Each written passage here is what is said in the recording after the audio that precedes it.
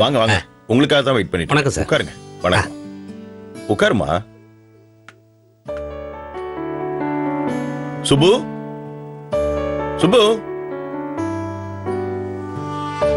சொல்லுங்க. சுபு எங்கம்மா? எங்கேயோ இன்வைட் பண்ண போகணும்னு சொல்லிட்டு இருந்தால, அதுக்காக ரெடி ஆயிட்டு இருக்கா. சரி, திவ்யா வர சொல்லுமா. ரொம்ப சந்தோஷமா இருக்கு சார். திவ்யா லைஃப்ல ஏதாவது நல்லது நடந்துராதான்னு எத்தனையோ நாள் நினைச்சிருக்கேன். உங்க மூலமா அது நடந்திருக்கு. ரொம்ப நல்ல பொண்ணு சார், பொறுப்பான பொண்ணு. சரியான ஆளைத்தான் நீங்களும் செலக்ட் பண்ணிருக்கீங்க. நீங்க வரீங்கன்னு இன்னும் அவளுக்கு தெரியாது. யாரோ ஒருத்தருக்காக அவ டிசைன் பண்ண ஃபங்க்ஷன் இப்ப அவளுக்கான ஃபங்க்ஷனா நடக்க போகுது. அதான் சர்ப்ரைஸா இருக்கட்டும்னு நீங்க வர்றது கூட அவளுக்கு சொல்லல.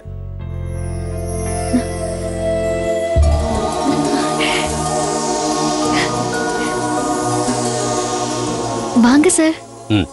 வா காயத்ரி. உட்காருமா.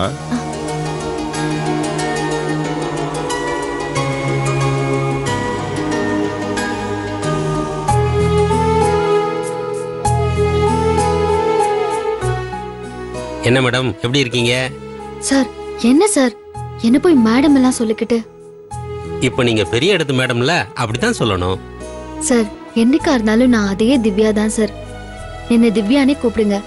மேடம் எல்லாம் கூப்பிட்டு என்ன சங்கடப்படுத்தாதீங்க சார். இந்த நல்ல குணம் தான் சார் திவ்யா.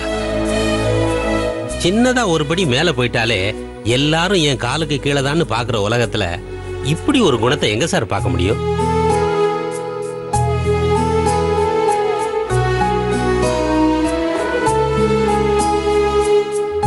டைம் ரொம்ப ஷார்ட்டா இருக்கிறதுனால நிறைய பேரை கூப்பிட போறதில்ல. ஃபியூ மெம்பர்ஸ் தான்.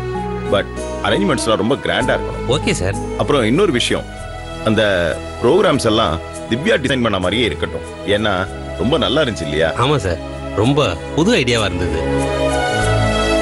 திவ்யா, நீ டிசைன் பண்ண ஃபங்க்ஷன் இப்போ உனக்கே நடக்க போகுது. சந்தோஷமா இருக்குமா?